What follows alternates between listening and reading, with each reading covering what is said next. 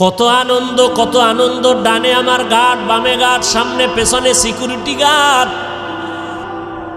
আমার পাহারাদারের অভাব নাই, টাকার অভাব নাই, গোলামের অভাব নাই।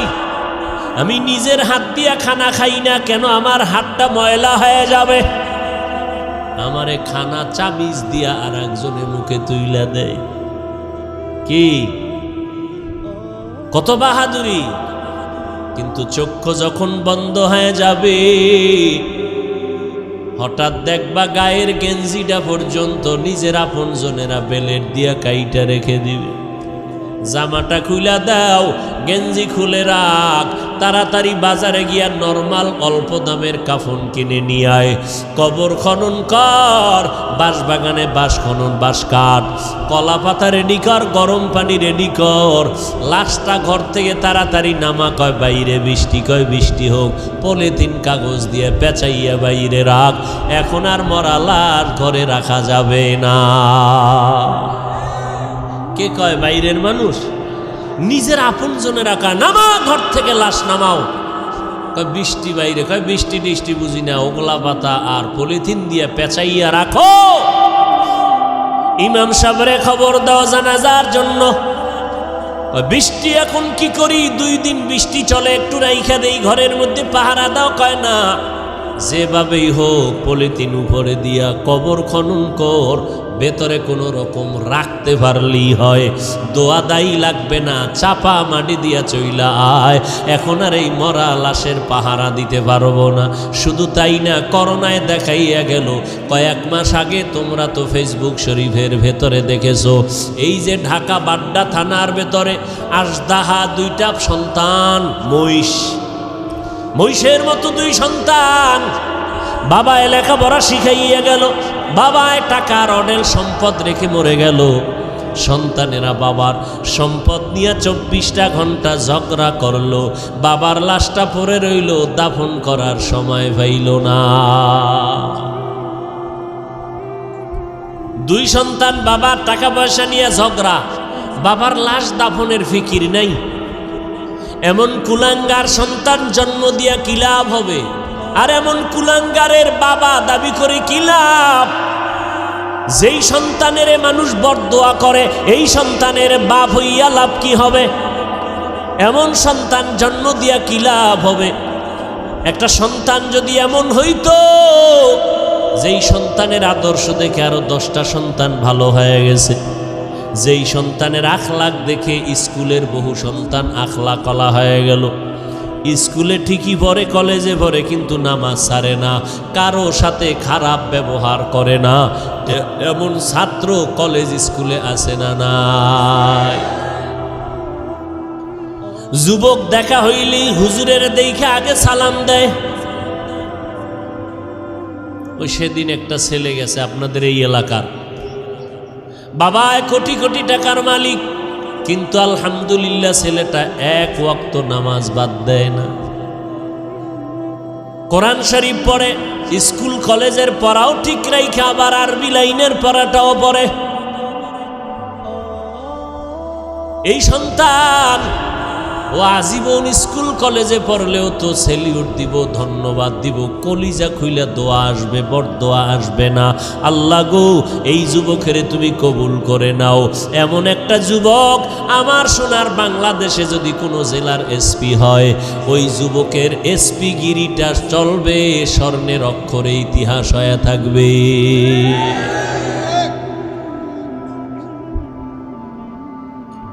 আল্লাহ পাক বলেন, আমি মুমিনদের চাই বিনা হিসাবে জান্নাত দিতে, কারণ একটা সেকেন্ড হাসরের মাঠে দাঁড়ানোর ক্ষমতা কারো হবে না।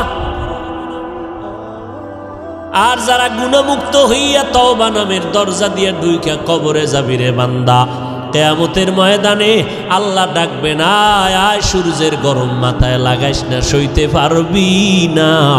আমি আল্লাহর ডাইন পার্শ্বে নূরের তৈরি আরশে আজিম, ওই আরশে আজিমের ছায়ায় গিয়া তোরা আশ্রয় নে।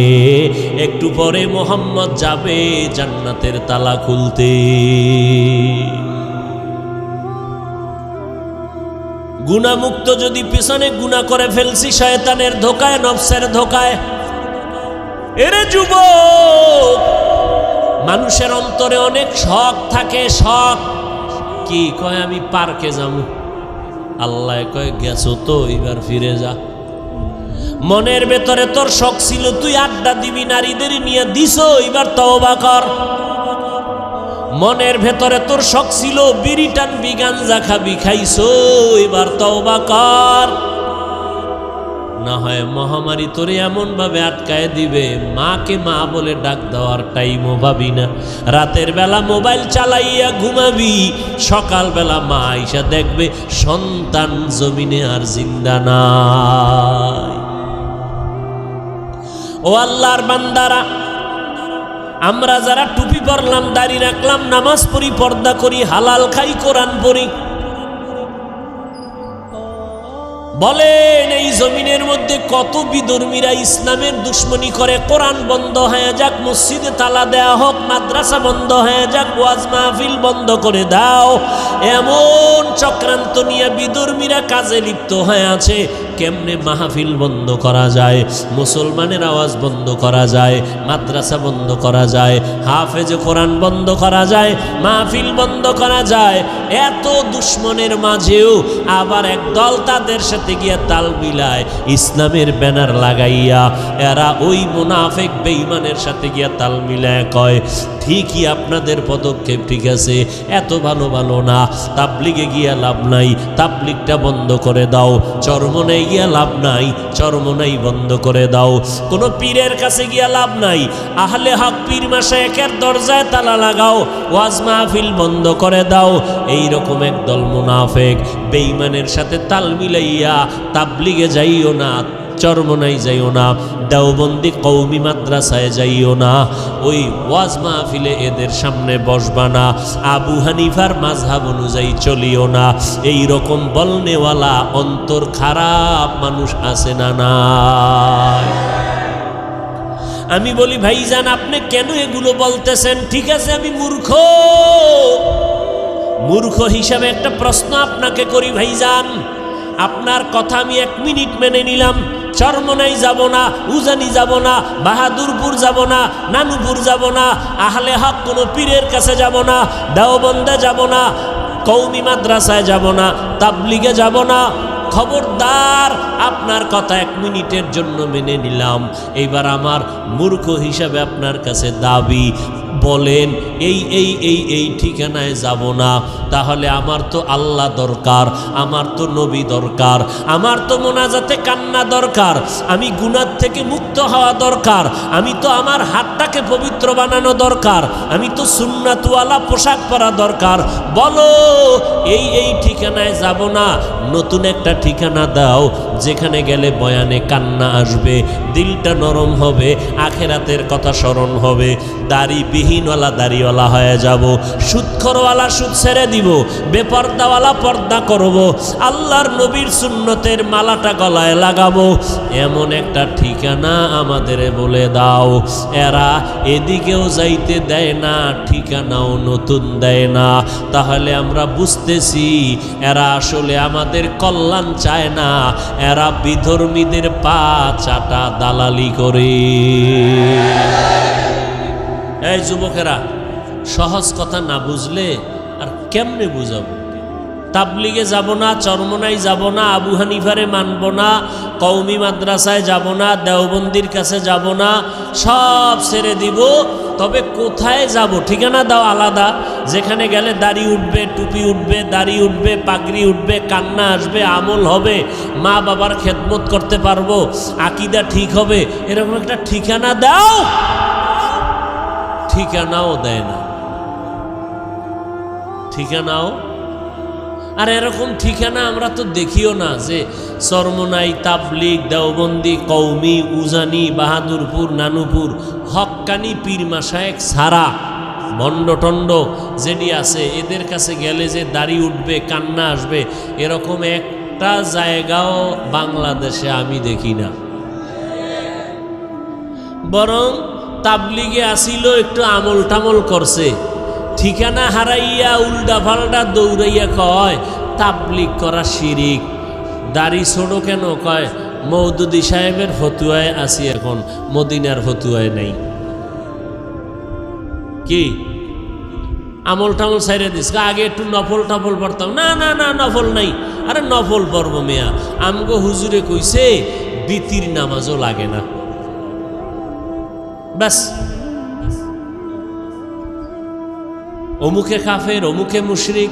আরে বাপরে বাপ, এটা কাফেরের কন্ট্রাক্টারই লইছে, আছে না নাই? কাফের কইতে জিব্বায় মোটেও বেরেক নাই। এগুলো কেন? আল্লাহর ভয় অন্তরে না থাকলে এগুলো হয়। আরে আমরা আমগো বিপরীত লাইনে যারা আমগো খালি গালি দেয় মোহাব্বতে বিসমিল্লাহ সারা, পাঁচকল্লি ছিঁড়ে ফেলে দাও, এটা মুসলমানের টুপি না। এইভাবে বলার পরেও আমরা কখনোই অশালীন কথা বলি নাই, বলছি। অথচ আমাদের বড় বড় ব্যক্তি যারা বুজুর্গ, এদের নাম নিয়ে নিয়ে আহা কি বলবো। আল্লাহ হেদায়াত দান করুন। সব ভেজাল থেকে মুক্ত হওয়ার একটাই মাত্র পথ। কি পথ? গেছে, ভুলে গেছে। কি? তওবা করে আবার তওবা ভাঙ্গিলাম, অবশেষে খাঁটি তওবা করিলাম, অবশেষে খাঁটি তওবা করিলাম। সকলেরই দরজা হইতে ফিরিয়া আপনারও দরজায় রইলাম পড়িয়া। আপনি যদি মাফ না করেন বান্দারে, বলে না আপনার বান্দা যাবে কার দ্বারে। আল্লাহ বলেন, বান্দা তওবা ভঙ্গ করেছ, আবার কর, আবার কর, আবার কর। কারণ আমি তওবাকারীকে কেমন ভালোবাসি জানো নি রে বান্দা? আমি আল্লাহ তওবা করনেওয়ালারে এত মোহাব্বত করি, গুনাহ করাটা এত মারাত্মক না, তওবা না করাটা যেমন মারাত্মক। আমি আল্লাহ পাক তওবার দরজা খুলে ডাকতে থাকি, ও বান্দা কি পরিমাণ গুনাহ করছো, আয় ক্ষমা চা, পাহাড় পরিমাণ এখনই মাফ করে দিব। কারণ এটা আমার স্পেশাল পাওয়ার। আমি আল্লাহ তোরে এতটাই মোহাব্বত করি, তওবা করবি।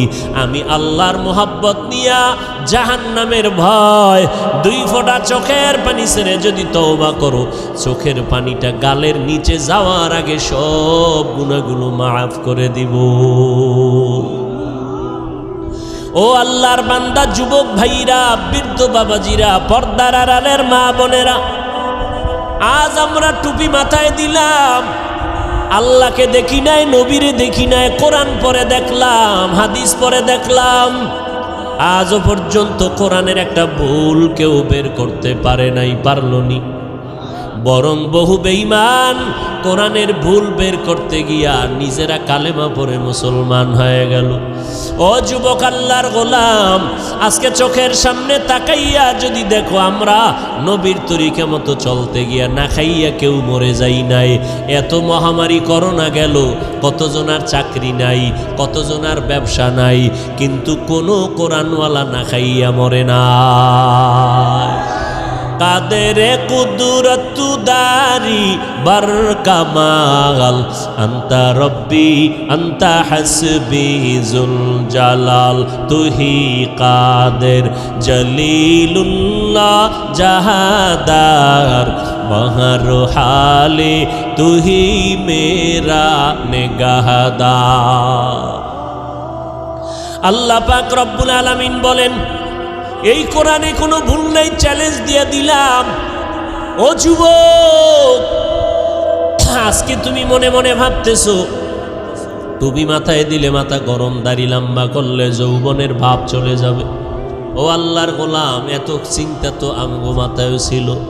টুপি মাথায় দিলে মনে হয় স্বাধীনতা থাকবে না, না খাইয়া মরবো না। ও যুবক ভাই, আপনারা যারা নামাজ পড়েন না, দাড়ি রাখেন না, পর্দা করেন না, হালাল খান না, নবীর তরিকা মানেন না, আপনারাও 3 বেলা খান, আমরা কোরআনওয়ালারাও 3 বেলা খাই, নাকি না খাইয়া থাকি? আপনারাও ঘুমান, আমরাও ঘুমাই, আপনারাও ব্যবসা করেন, আমরাও ব্যবসা করি, আপনারাও চাকরি করেন, আমরাও চাকরি করি, আপনারাও দেশ বিদেশ সফর করেন, আমরাও। আমরা টুপি আর দাড়ির কারণে ঠগলাম কই? হ্যাঁ, বরং সম্মান তো আলহামদুলিল্লাহ 1000 কোটি গুণ আপনাদের তুলনায় কোরআনওয়ালাদের বেশি না কম? চেয়ারম্যান সাহেব দেখলেই সালামু আলাইকুম হুজুর দোয়া করবেন। নির্বাচনের আগে ইমাম খতিব সাহেবের কাছে গিয়া কয় হুজুর দোয়া করবেন, নির্বাচনে দাঁড়াইলাম। এমপি সাহেব দেখা হইলে দোয়া করবেন, সালামু আলাইকুম। মন্ত্রী মহোদয় দেখা হলে হুজুর দোয়া করবেন। এইভাবে অসুস্থ রোগী হসপিটালে কান্না করে, সন্তানেরা দৌড়ায় হুজুর দোয়া করবেন, 1 খতম কোরআন পড়েন। ও আল্লাহর বান্দারা, আজকে ধুলা দিয়া চোখের মধ্যে বাজে কথা বলে, হুজুরেরা ভিক্ষা করে খায়। খোদার কসম, হুজুরেরা ভিক্ষা করে খায় না, বরং মানুষের অন্তরে আল্লাহ এই পরিমাণ মোহাব্বত বাড়ায় দিলেন, মানুষগুলো কলিজা দিয়া হুজুরদের মোহাব্বত করে। একটা গাছে ভালো ফল হয়, কয় বড় ফলটা হুজুরের দিয়া দিমু, ইমাম সাহেবরে দিয়া দিমু। ভালো খানার আয়োজন করে, বলে ইমাম সাহেবরে দাওয়াত দাও, হুজুরের টাকা দাও, হাদিয়া দাও। এই হুজুরের প্রতি মায়া মোহাব্বত অন্তরে বাড়াইলেন কে? হুজুরেরা কাউকে বলে না আমারে 5 টাকা দাও, 10 টাকা দাও, না খাইয়া মরে গেলাম, না, বরং আল্লাহর কাছে দোয়া করে। আর আল্লাহর বান্দারা টাকা নিয়ে মাদ্রাসায় গিয়ে কয় হুজুর 10টা এতিম ছেলেরে 1 বেলা খানা খাওয়াইতে চাই, কি লাগবে? এই লাগবে বলে দিয়া দিলাম। আমার আম্মা জান অসুস্থ, একটু দোয়া করবেন। সম্মান তো দুনিয়ার লাইনেও কম নাই। এত দুশ্মনের মাঝে কোরআনওয়ালা টুপিওয়ালারা যদি এত সম্মান পায়, আখেরাতের ময়দানে একক ক্ষমতা থাকবে আমার আল্লাহর। ও বান্দা বলো, সেই দিন কোরআনওয়ালার সম্মান কেমন হবে? এগুলো বুঝানোর কোনো ভাষা নাই। এরে নবীর উম্মত, এ কোরআনওয়ালার দাম কত? জীবনে মাদ্রাসায় পড়ে নাই, তাবলীগের সময় লাগাইছে। এসপি সাহেব, এখন তার মর্যাদা বেড়ে গেল। মন্ত্রী মহোদয় নামাজ পড়ে, দাড়ি রাখলো, কি ব্যাপার? কয় কোরআনওয়ালাদের সোহবত লাগাইছি, মন্ত্রী মহোদয়ের দাম বেড়ে গেল। মানুষ সম্মান করে, সবাই শ্রদ্ধা ভক্তি করে, মরিয়া গেল সবাই তার জন্য দোয়া করে। এরে নবীর উম্মতের দল, স্কুলের মধ্যে যেই ছাত্রগুলো নামাজ পড়ে, 2-1টা অন্তর খারাপ বলা ব্যতীত সবাই দোয়া করে। যেই সমস্ত ছেলেমেয়েরা আড্ডা দেয়, কি দেয়? আড্ডা দেয়, গান বাজনা করে। যেই ছেলেটা ক্লাসের মধ্যে একটু পর্দা, একটু নামাজ, এদিকে মাইল বেশি, এ মেয়েরাও কয় খবরদার, এই ভাইরে ডিস্টার্ব করিস না, ও তো আমগো আড্ডা আইতে চায় না, ওর কায়দায় থাকতে দে। কথা ঠিক নেই? আল্লাহ পাক দেখায় দিলেন, রে গোলাম একটু নজর করে দেখো, তোমরা টুপিদারি রাখবা না কেন? বলো কেন? কি সমস্যাটা কোথায়? ব্যবসা চলে যাবে। কই, টুপিদারিওয়ালারাও তো কোটি টাকার মালিক, ব্যবসা করে। তুমি কেন বলবা টুপিদারি রাখলে নবীর তরিকায় চললে পারি না? স্বাধীনতা কই? নবীর তরিকাওয়ালাদের তো স্বাধীনতা নষ্ট নাই, যেখানে সেখানে বেড়াইতে যায়, সফর করতেছে, কোনো দিক থেকে তো পেছনে নাই। তুমি কেন নবীর তরিকা মতো চুলটা রাখবা না, দাড়িটা রাখবা না, পর্দা করবা না? এবার আসো আর একটা লাইনে তাকাও। তোমার আমার মতো যুবক র্যাব, আর্মি, পুলিশ, বিডিআরের চাকরি করে, দাড়িওয়ালা নামাজি আছে না নাই? বিবেকটাকে জিজ্ঞাসা করো, বাবা তুমি কেন পারবা না? তোমার আমার মতো যুবক রাস্তায় গাড়ি চালায়, দাড়িওয়ালা নামাজি ড্রাইভারের অভাব নাই। আজান হয়ে গেল, গাড়িটা ব্রেক কইরা মসজিদে দাঁড়ায় গেল। মুক্তাদ সব ড্রাইভার, হেল্পার, কন্ট্রাক্টর, যাত্রীরা পর্যন্ত নামাজ আদায় করে মসজিদে। হাইওয়ে রোডে ঘুরলে দেখবা, যাইবার সময় দেখবা নামাজের টাইমে গাড়ি রাস্তায় দাঁড়ানো, লাইন দিয়া দাঁড়ায় গেছে সব যাত্রীরা নামাজে, ড্রাইভার নামাজে চলে গেল। এরে নবীর উম্মতের দল, তোমার আমার মতো যুবক দেখো ময়দানে কৃষিকাজ করে, দোকানে কর্মচারী, নামাজ দাড়িওয়ালার অভাব নাই, এক বেলার নামাজও বাদ দেয় না। রিক্সা চালায় বান্দা, কোমরে গামছা বান্দিয়া এত কষ্ট করে, এক বেলার নামাজও বাদ দেয় না। না খাইয়া থাকবে, তারপরও কোনোদিন হারাম খাবে না, সুদ খাবে না, লোন উঠাবে না। ও আল্লাহর বান্দা, তারা যদি পারে তোমরা কেন পারবা না? বাহাদুরি বাহাদুরি ভাব, মনে মনে ভাবতেছো হুজুরেরা তো আসলে ফকির, এরা তো গরিব। আসলে না, আমরা গরিব না, কারো কাছে ভিক্ষা করে আমরা চলি না। তুমি যদি একটু জ্ঞান খাটাইয়া তদন্ত করো, তোমার বাবার যে এত টাকা পায় কই, তুমি যদি তদন্ত করে দেখবা, হয়তো তোমার বাবায় জাকাতটা ঠিক মতো দেয় না, তোমার বাবায় হালাল হারাম মিশ্রিত কইরা ব্যবসা করে, তোমার বাবায় জুলুম কইরা কইরা টাকা পয়সা নেয়, অথবা সরকারের টাকা চুরি কইরা এরপরে নিজের পুঁজি বাড়ায়। ও বাবা, দেখবা তোমার বাবার থেকে ডাকাত আর কেউ নাই।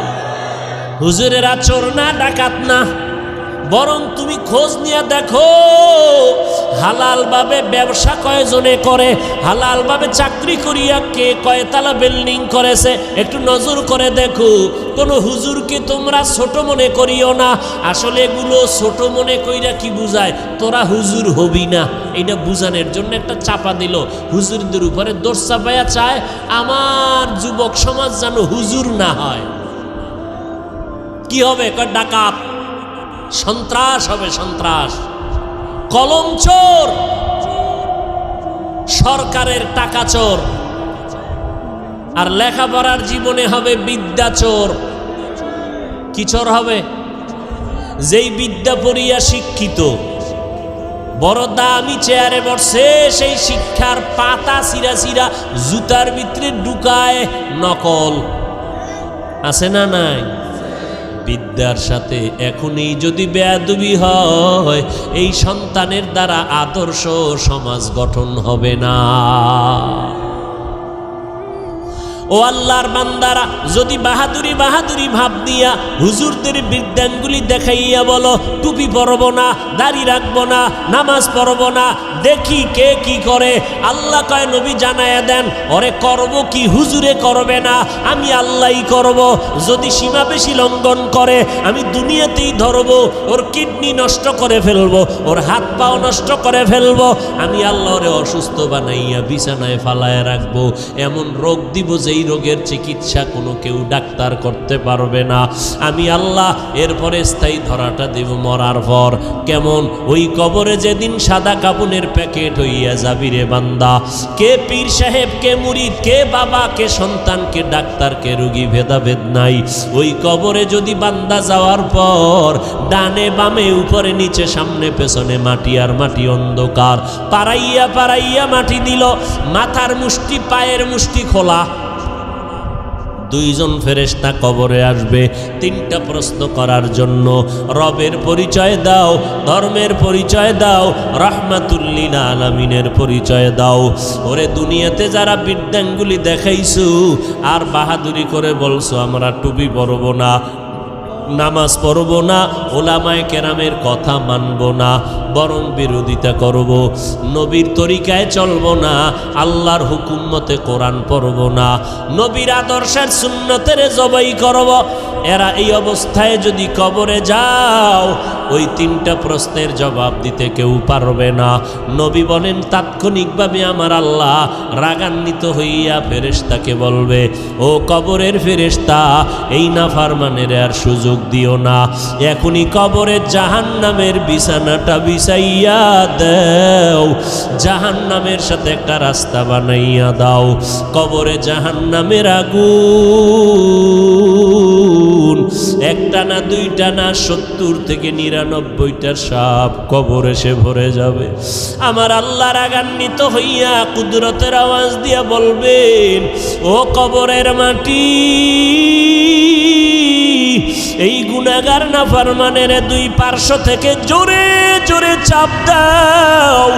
এত জোরে কবরের মাটি দুই পার্শ্ব থেকে চাপ দিবে। নবী বলেন, এক পার্শ্বের পাজরের হাড় আর এক পার্শ্বে পাজরের ভেতরে ঢুকে যাবে।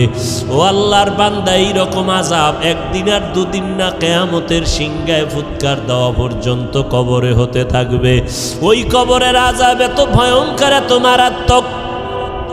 জান্নাতি সাহাবী 10 জনের মধ্যে একজন হযরত ওসমান রাদিয়াল্লাহু তাআলা আনহু কবরের কিনারা দিয়ে গেলেই হাউ মাউ করে চিল্লাইয়া কান্না করতেন। জান্নাতি সাহাবী ওসমান কবরের কিনারা দিয়া গেলে কান্দেন কেন? ওসমান বলে, মরণের পর কবর হলো প্রথম ঘাঁটি। যদি আমি ধরা খাইয়া যাই, আমার উপায় নাই। ওই ভয়ে আমি চোখের পানি ধরে রাখতে পারি না, কবরের আযাবের ভয়ে। আল্লাহর নবী বলেন, কবরের আযাব এতটা ভয়ঙ্কর, সমস্ত মাখলুকতেরা দেখতে পায়, শুনতে পায়, আর মানুষ আর জিনেরা শুনবে না, দেখবে না। এই জন্য দেখা যায় কত গুনাহগারের কবরের পাশে গরুর গোয়াল ঘর, লাশটা দাফন করে সবাই চলে গেল। সকালবেলা ওইটা দেখে গরু একটাও গোয়াল ঘরে নাই। একটা গরু পেঁচাইয়া জায়গায় মরে গেল, আবার কিছু গরু রশি সিরিয়া পালাইয়া গেল।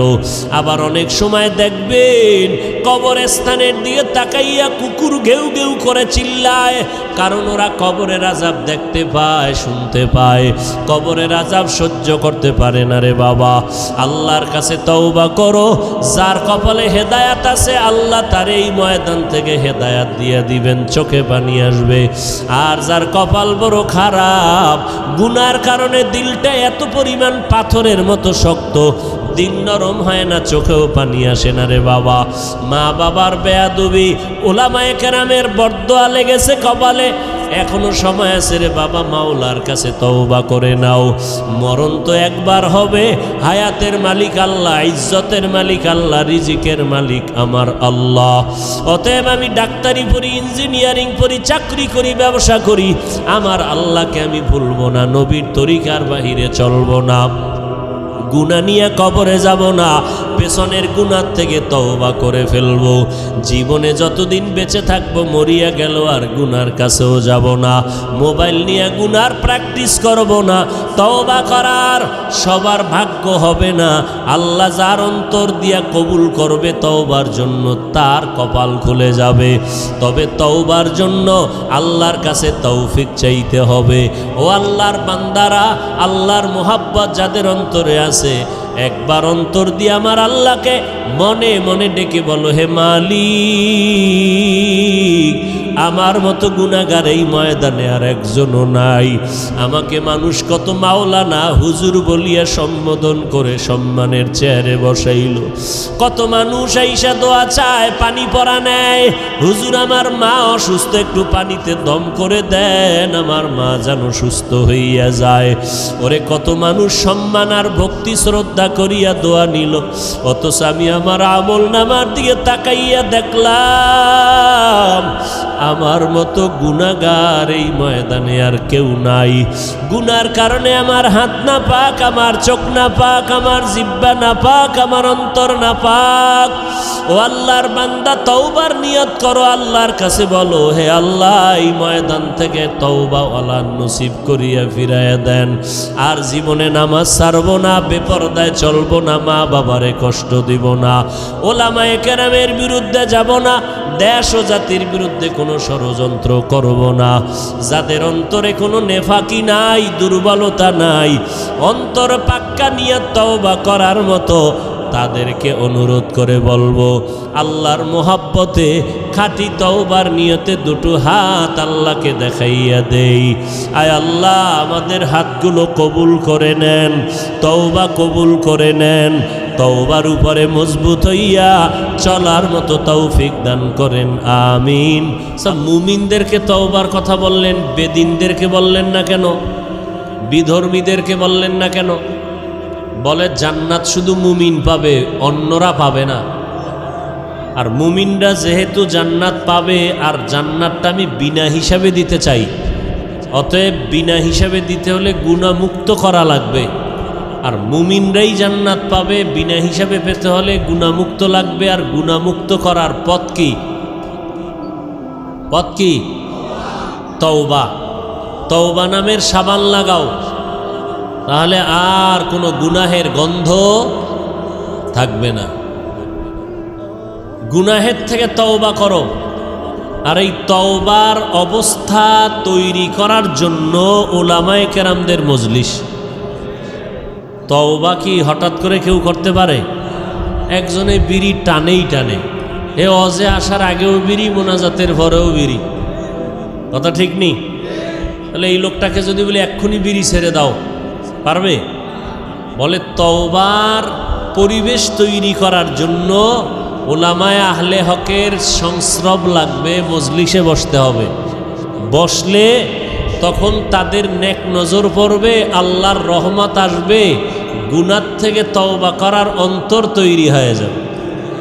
সোহবতে সালেহ তোরা সালেহ কুনাত, সোহবতে তালে তোরা তালে কুনাত। নাইকলা কই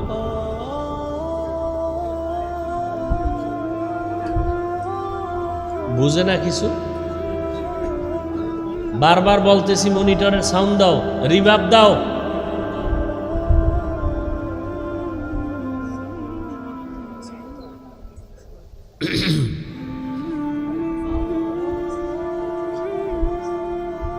আল্লাহ ওয়ালাদের সোহবতে গেলে নবীজি বলেন মুর্দা দিল জিন্দা হয়।